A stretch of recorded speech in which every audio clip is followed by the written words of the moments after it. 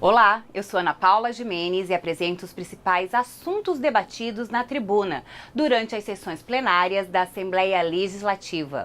Deputado Barbosinha comenta resultados positivos da atuação da Segurança Pública de Mato Grosso do Sul.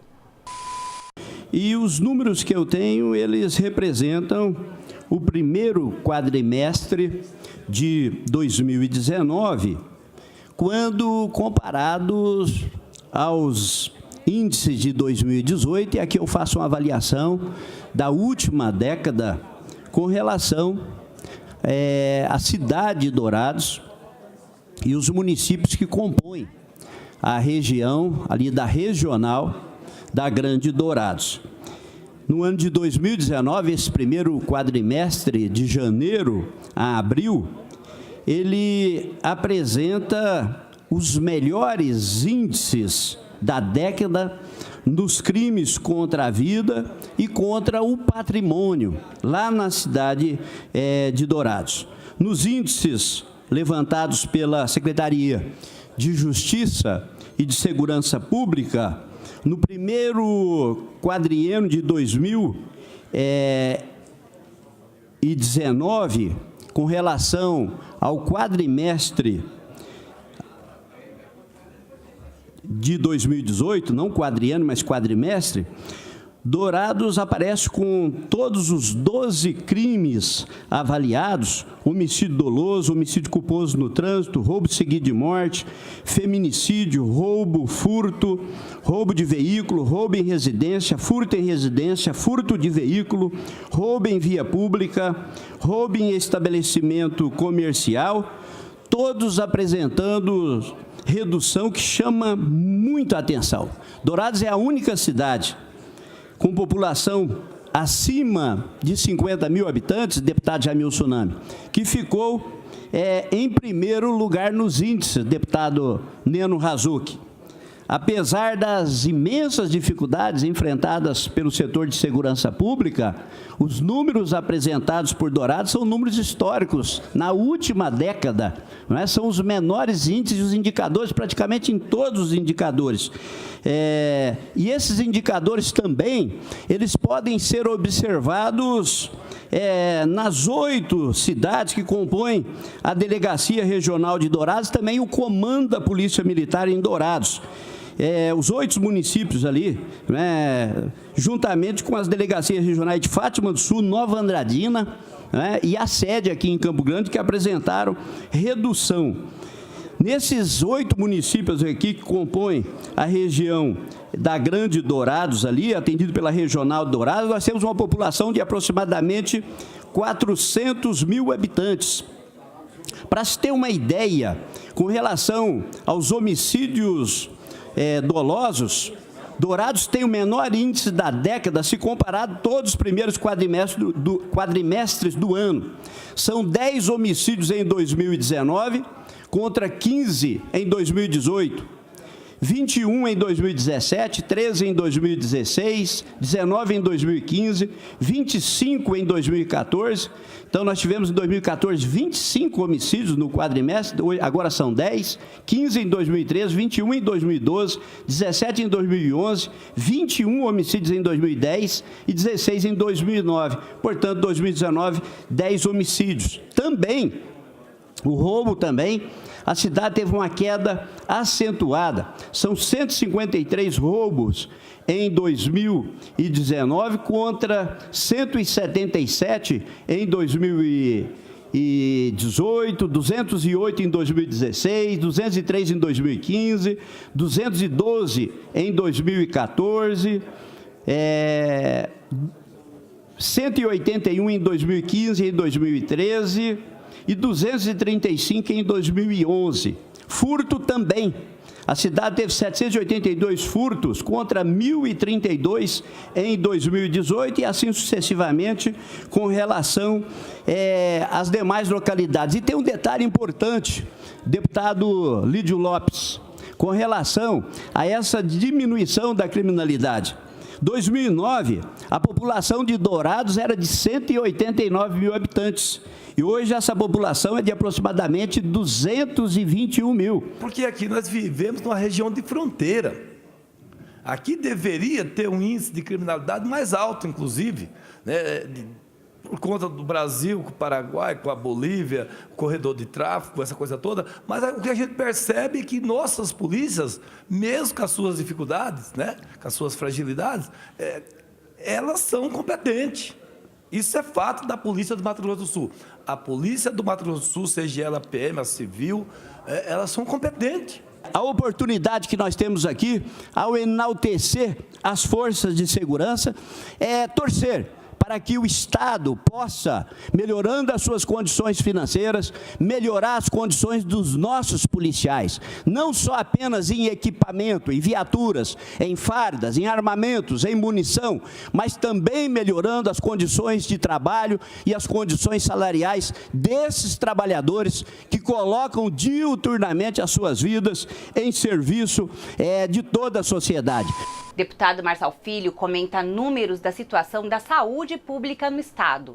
Nenhuma pessoa consegue produzir sem saúde, nenhuma pessoa consegue fazer nada sem saúde, não consegue trabalhar sem saúde. É preciso que a pessoa esteja bem. E isso está acontecendo no país, mas como nós somos deputados aqui de Mato Grosso do Sul, temos que cuidar especificamente do que acontece aqui no nosso estado.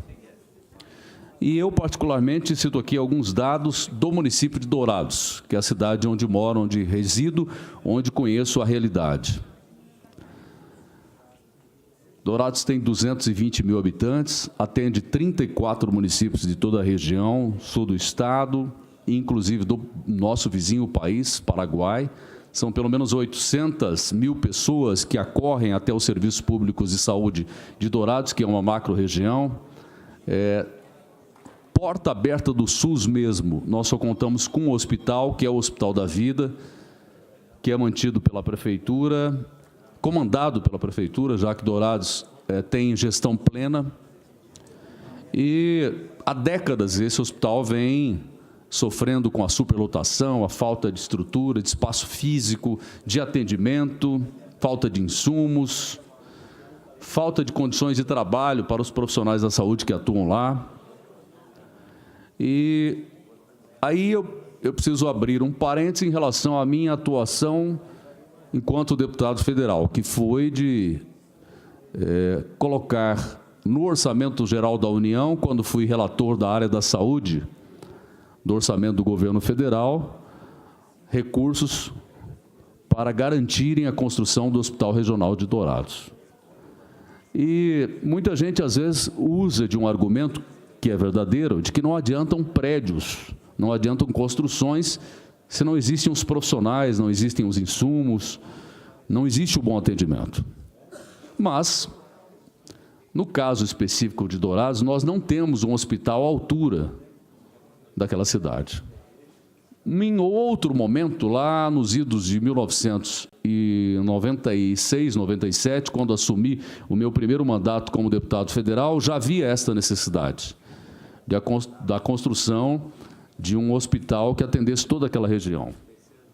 E, àquela época, nós conseguimos recursos para a construção da então Santa Casa de Dourados, que depois passou a ser o que hoje é chamado de HU, Hospital Universitário, tornou-se um hospital-escola que é gerido pela Universidade Federal da Grande Dourados. E, por conta disso, não é o hospital porta aberta do SUS. O Hospital da Vida é que continua sendo aquele hospital de urgência, emergência e que atende a todos e que não tem as mínimas condições para isso. Por isso aí, vi a necessidade de se implementar esse Hospital Regional da Grande Dourados. O governador Reinaldo Azambuja abraçou esta causa e hoje o hospital está em construção. E nós esperamos que essa construção seja acelerada e a sua conclusão se dê até o final do mandato do governador Reinaldo Azambuja, que a primeira parte, até o ano que vem, entre em operação para atender todos aqueles municípios ali da região. Mas precisamos aproveitar essa oportunidade, porque temos que ver os problemas globalmente, mas temos que ter ações localmente. Então, o ministro da Saúde tem que ver o Brasil, mas tem que cuidar primeiro da sua terra. É nisso que eu acredito.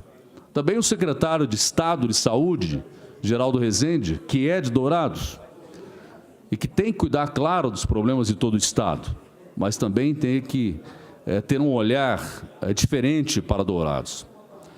É isso que nós esperamos, porque a situação é difícil. Deputado Pedro Kemp repercute a audiência pública sobre a reforma da Previdência. Segundo o ex-ministro da Previdência, Carlos Gabas, esta reforma é cruel para com os trabalhadores.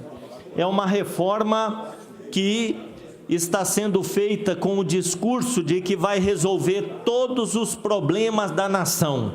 E nós já ouvimos essa cantilena, nós já ouvimos essa falácia. O governo Temer disse que, fazendo a reforma trabalhista, o país ia gerar milhões de empregos.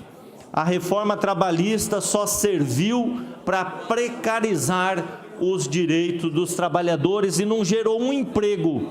Pelo contrário, o Brasil tinha 9 milhões de desempregados e hoje tem 14 milhões.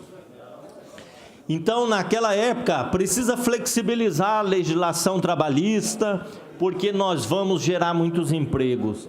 Hoje é o mesmo discurso.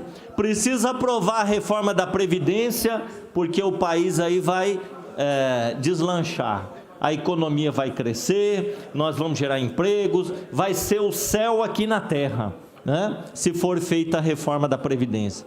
A reforma da Previdência é necessária, ela precisa combater privilégio. Na verdade, quando a gente estuda a reforma da Previdência, a gente vê que não combate privilégio nenhum.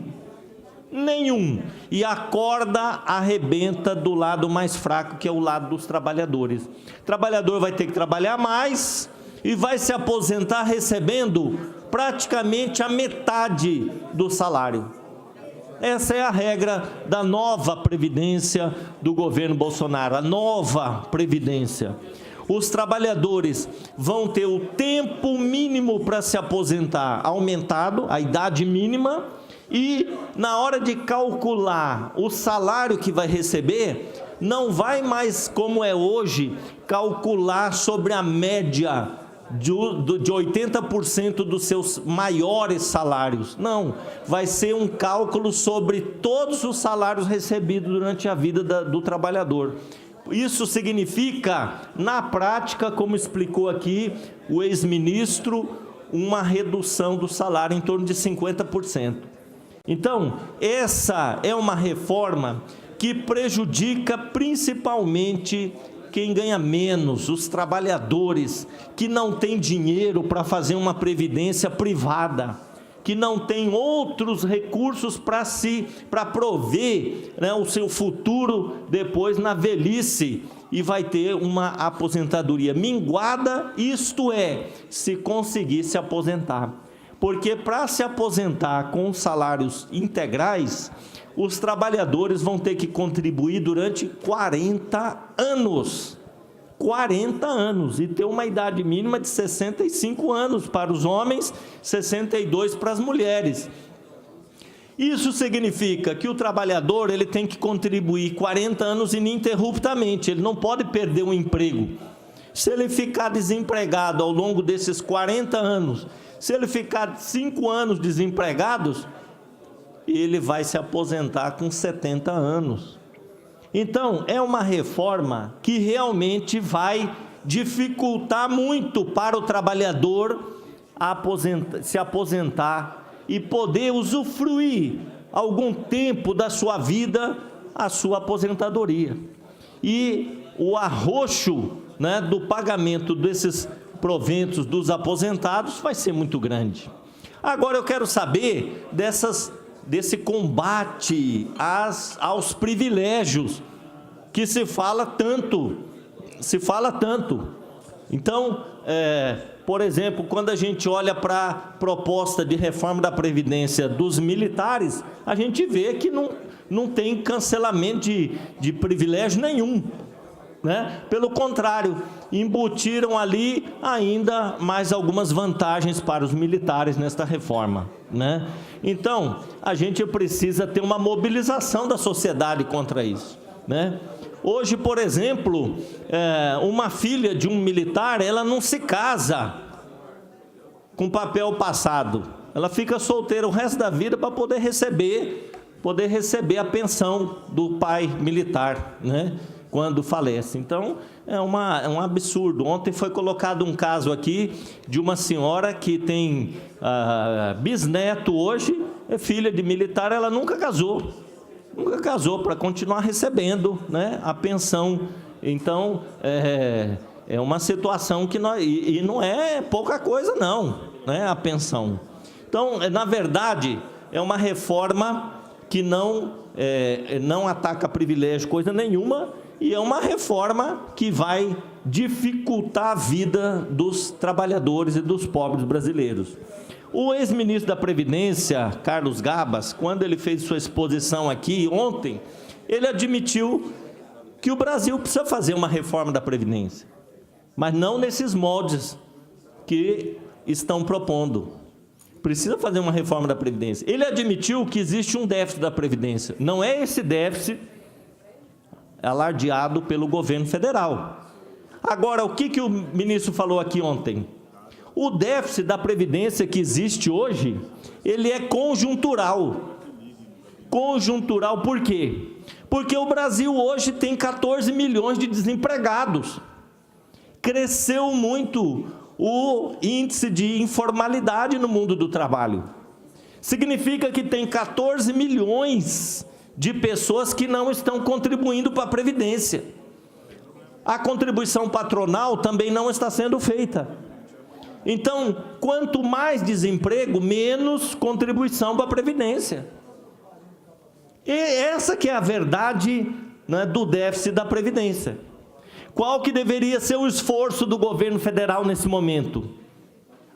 Uma política para garantir a geração de empregos e a formalização dos trabalhadores, para que as pessoas possam contribuir com a Previdência. E não uma reforma cruel como essa, aumentando a idade mínima de aposentadoria, aumentando o tempo de contribuição, tirando direitos de algumas categorias que têm aposentadoria especial. Ontem o ex-ministro estava falando aqui, eu quero ver um eletricitário em cima de um poste de alta tensão com 65 anos trabalhando. Quero ver uma professora com 60 anos na sala de aula com 40 alunos dando aula, se ela não tiver pirada da cabeça, não é? Algumas aposentadorias especiais, né, como dos policiais, por exemplo, né, que vão correr atrás de bandido aí com bengala, não é? Então, essas aposentadorias precisam ser revistas, esses critérios. E é muito importante que a população ela seja esclarecida sobre pontos dessa reforma. Às vezes faz uma pesquisa e eles perguntam assim, você é contra ou a favor da reforma da Previdência? A pessoa fala assim, eu sou contra. Mas você é contra por quê? Ah, não sei. Falaram que é ruim. Aí você é a favor? Não, eu sou a favor, porque falaram lá na televisão que se não fizer a reforma da Previdência, não vai ter dinheiro para pagar os aposentados.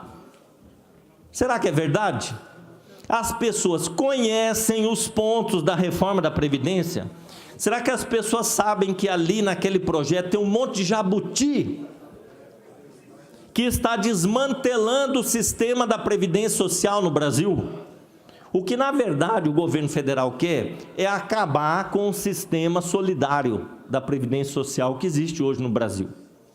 Implantação do sistema de capitalização, que não deu certo em país nenhum. O programa TV Aberta fica por aqui. Obrigada pela sua companhia. Aproveite e siga nossas mídias sociais.